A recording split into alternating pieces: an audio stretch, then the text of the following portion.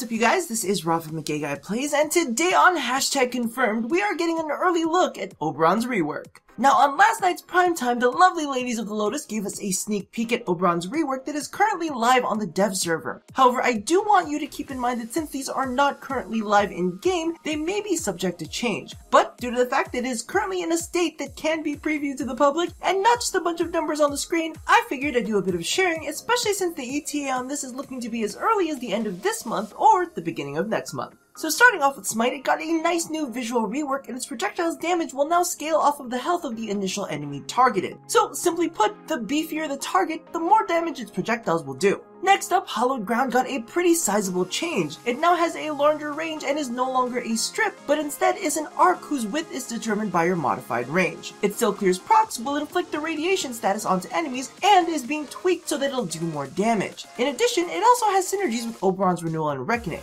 By the way, don't worry if it looks a little bit ugly, its visual rework is currently in progress, and what you're looking at now is definitely not the final effect. Moving along, Renewal at its core is still staying the same. However, it will no longer create balls that chase your allies, but instead emits a wave much like Nova's Molecular Prime. In addition, any allies that are standing on your Hallowed Ground will be granted a flat armor buff for the duration of the heal, and once the heal expires, the armor buff will go on a timer that scales with your duration. Last up is Reckoning. Again, this one doesn't receive much of a mechanical change, but is granted a damage boost against enemies that are already irradiated, which allows this to synergize with both Smite and Hallowed Ground. And any enemies that are standing on your Hallowed Ground will receive an armor debuff that grows with levels. I cannot wait to see the numbers on this one. Now, they also did mention a passive, but at the moment it hasn't been sent to the dev server quite yet. Oberon's proposed passive will reduce the recast timers on allied Kubros and Kavat abilities. So you know that Adar's crit buff that goes up every 20 seconds? Yeah, you'll be seeing a lot more of that one. In addition, you'll also get a free res for your Kavat or Kubro once per mission.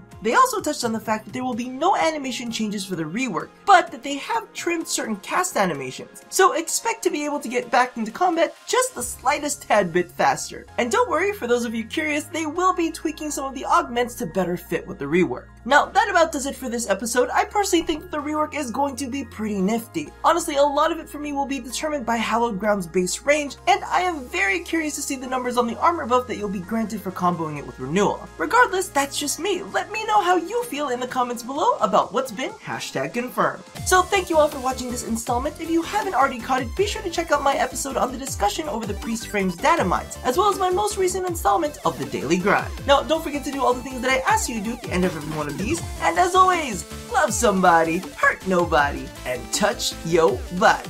I'll see you guys next time. Bye-bye!